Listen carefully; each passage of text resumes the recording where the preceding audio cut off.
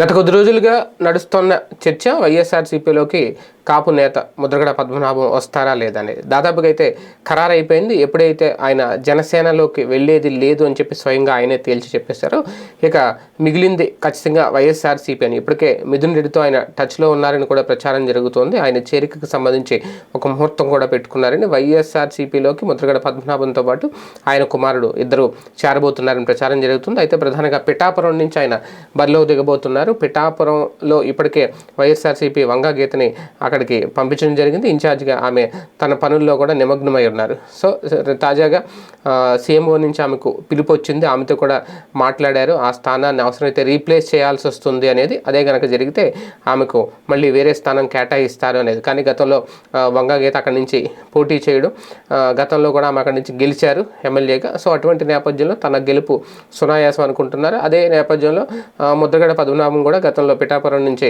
Congress party తరఫున గతంలో పోటీ చేసి ఓటమి చెందిన సందర్భం. అప్పుడు దాదాపుగా 40,000 ఓట్లు వచ్చినాయి అనేది కూడా ఈ సందర్భంగా లెక్కలైతే బయట తీస్తున్నారు. ఏదేమైనా ముద్రగడ పద్మనాభం పిఠాపురం నుంచి కోరుతున్నారు కాబట్టి అయితే ఆయన బరిలోకి దిగుతారు, లేదంటే ఆయన కుమారుని బరిలోకి దింపి ఆయన వెనకుండి సహకరిస్తారు. ఏదైనా జరగచ్చు. దాదాపుగా వైసీపీలోకి అయితే రేపు మాపు ముద్రగడ చేరబోతున్నారు అఫీషియల్గా అనేది జరుగుతున్న ప్రచారం.